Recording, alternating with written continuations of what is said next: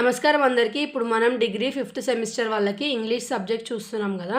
So ఇక్కడ మనకి critical reading ఉంది. ఇందులో ఏముంది, నాలెడ్జ్ ఇట్స్ ఓన్ ఎండ్ అనే యూనిట్ ఉంది. జాన్ హెన్రీ న్యూమెన్ రాశారు. సో ఇప్పుడు మనం అబౌట్ ది ఆథర్ చూద్దాము. జాన్ హెన్రీ న్యూమెన్ ఏమో 21 ఫిబ్రవరి 1801లో పుట్టి 11th ఆగస్ట్ 1890లో చనిపోయినారు. ఇతని ప్రొఫెషన్ ఏంటంటే యాంగ్లికన్ ప్రైస్ట్, పోయట్, ఇంకా థియాలజియన్ స్కాలర్. తర్వాత ఇతను నోటబుల్ వర్క్స్ అంటే ఏ బుక్ వల్ల ఇతనికి ఎక్కువ పేరు వచ్చిందంటే the idea of a university.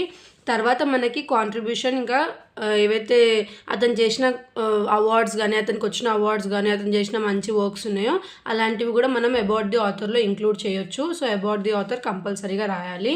So ఇక్కడ అన్ని లెసన్ మీద ఎందుకు ఆల్రెడీ లైన్స్ ఉన్నాయంటే నేను ఇది ఆల్రెడీ ఎక్స్ప్లెయిన్ చేశాను, బట్ ఆ వీడియోలో వాయిస్ తక్కువ ఉండడం వల్ల నేను మళ్ళీ రికార్డ్ చేస్తున్నాను, అందుకే ఇలా ఉంది. సో ఇక్కడ మనం ఇప్పుడు లెసన్లో ఏముందో యాక్చువల్గా చూద్దాము.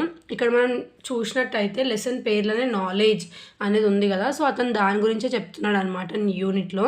సో నాలెడ్జ్ అనేది ఒక ఇంట్రిన్సిక్ వాల్యూ అంట. అది ప్రాక్టికల్ అప్లికేషన్స్కే కాదు, బట్ నాలెడ్జ్ అనేది కంపల్సరీ, అంటే అది దానికి అదే ఇంపార్టెంట్ అని చెప్పి చెప్తున్నారు.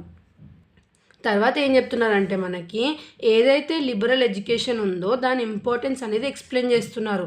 సో లిబరల్ ఎడ్యుకేషన్ అనేదంట మనిషిలో ఇంటలెక్చువల్ ఎబిలిటీస్ ఇంకా ఇండివిజువల్ క్యారెక్టర్ అనేది బిల్డ్ చేయడానికి యూజ్ అవుతుందంట.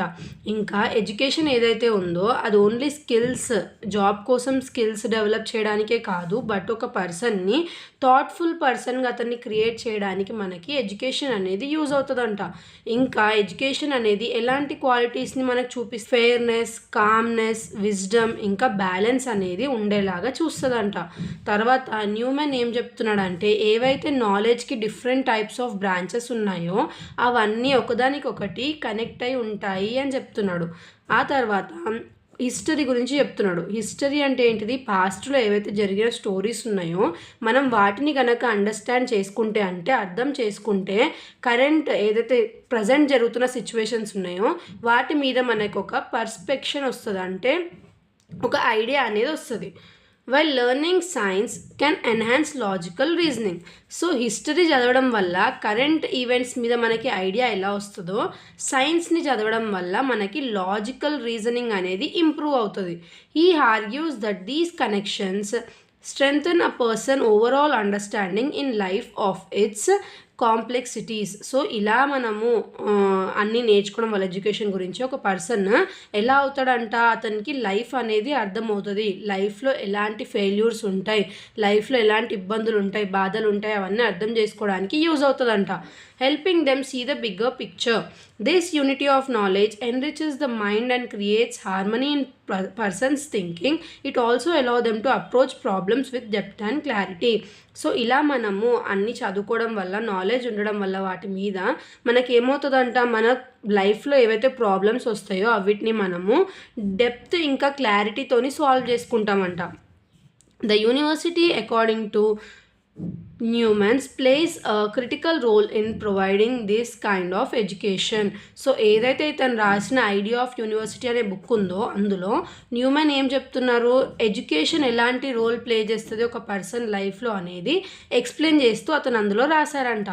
ఇంకా its purpose is not just to teach specific subjects. So only specific subjects చదివించడమే కాదు, బట్ అది స్టూడెంట్స్ని గ్రో చేస్తుంది. ఎలా గ్రో అంటే ఎలా, గ్రోత్ అనేది ఇంటలెక్చువల్లీ ఇంకా మోరల్లీ అనేది స్టూడెంట్స్ని గ్రో చేస్తుందంట, అంటే వాళ్ళకు అందులో అవగాహన అనేది ఇస్తుంది.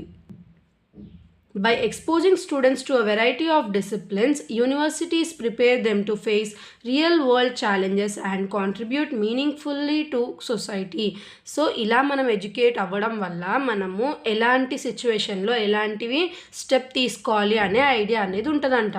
Newman's also stresses that education should include not only academic knowledge.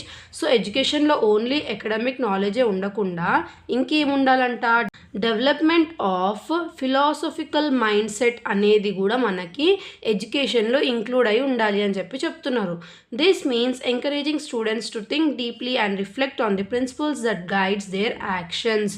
So ఎలా ఉండాలి ఎడ్యుకేషన్ అంటే స్టూడెంట్స్ని ఎంకరేజ్ చేయాలి, ఎలా వాళ్ళు డీప్గా ఇంకా వాళ్ళు ఏం చేస్తున్నారు, వాళ్ళ యాక్షన్స్ అనేటిది వాళ్ళు దాని మీద అవగాహన ఉండాలి. ఏది పడితే చేయకుండా వాళ్ళు ఏం చేస్తున్నారు అనేది వాళ్ళు తెలిసే విధంగా, అంటే తప్పు ఏం చేయకుండా అన్నీ మంచిగా చేసేలాగా మనం వాళ్ళకి ముందే ఎడ్యుకేట్ చేస్తే ఎలాంటి తప్పులు జరగవు అని చెప్తున్నారు. Through liberal education, students learn how to complete, correct and balance their thoughts, leading to a fuller understanding of the world. So liberal education ఉండడం వల్ల స్టూడెంట్స్ అంట కంప్లీట్, కరెక్ట్, ఇంకా బ్యాలెన్స్గా ఉంటారంట వాళ్ళ థాట్స్ మీద. ఇంకా వాళ్ళు ఈ ఏదైతే వరల్డ్ ఉందో దాన్ని కంప్లీట్గా అండర్స్టాండ్ చేసుకోవచ్చంట. Such an education helps them cultivate freedom of thought. So freedom of thought ఉంటుంది లిబరల్ ఎడ్యుకేషన్ వల్ల, ఫెయిర్నెస్ ఇన్ జడ్జ్మెంట్ ఉంటుంది, కామ్నెస్ ఇన్ యాక్షన్ కూడా ఉంటుందంట. న్యూమెన్ అంటే మన ఆథర్ ఏం చెప్తున్నారంటే ఈ అన్ని క్వాలిటీస్ పీపుల్ని ఒక మంచి మనిషిగా మార్చడానికి ఉపయోగపడుతుంది. ఇంకా వాళ్ళ లైఫ్కి ఒక మీనింగ్ అనేది కూడా బిల్డ్ చేస్తుంది అంట ఎవరైతే లిబరల్ ఎడ్యుకేషన్ తీసుకుంటున్నారో వాళ్ళు. సో లాస్ట్కి కన్క్లూజన్లో ఏం చెప్తున్నారు, ఎడ్యుకేషన్ అనేది పర్టికులర్ టైం అలా ఉండదంట. ఎడ్యుకేషన్ అనేది టైమ్లెస్. అంటే మనం ఎంత చదువుకున్నా కూడా అంత లోతుగా ఉంటుంది, చదువుతున్న కొద్దీ వచ్చేదే ఎడ్యుకేషన్ అంటే. It reminds us that the true purpose of learning is to create individuals who are wise, fair and prepared to make valuable contributions to society.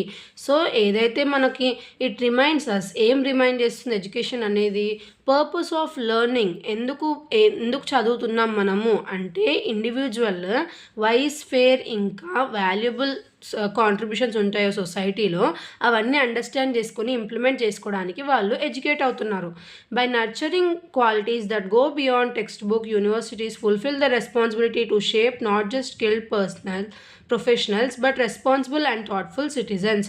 So ఇలా మనము ఓన్లీ టెక్స్ట్ బుక్స్లో ఉన్న మట్టుకు లేదంటే మన కాలేజ్ వాళ్ళు నేర్పించిన మట్టుకే చదువుకోవడం వల్ల ఏమవుతుందంటే దానికి బియాండ్, అంటే ఆ టెక్స్ట్ బుక్స్ ఇంకా కాలేజెస్ కాకుండా ఇంకా మనం బయట లోకంలో ఉన్న అన్ని స్టడీ చేయడం వల్ల ఏమవుతుందంటే మనం ఒక రెస్పాన్సిబుల్ ఇంకా థాట్ఫుల్ సిటిజన్ అవుతామంట.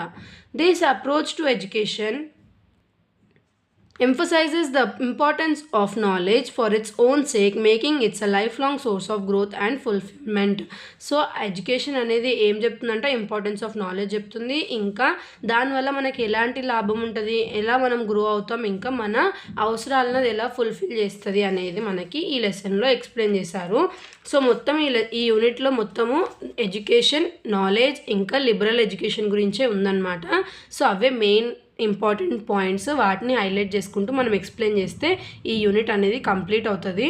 సో ఇది మనకి నాలెడ్జ్ ఇట్స్ ఓన్ అండ్ ఇక్కడతో మనకి ఈ సబ్జెక్ట్ ఏదైతే 5th సెమిస్టర్ వల్ల ఇంగ్లీష్ ఉందో అది కంప్లీట్ అయింది.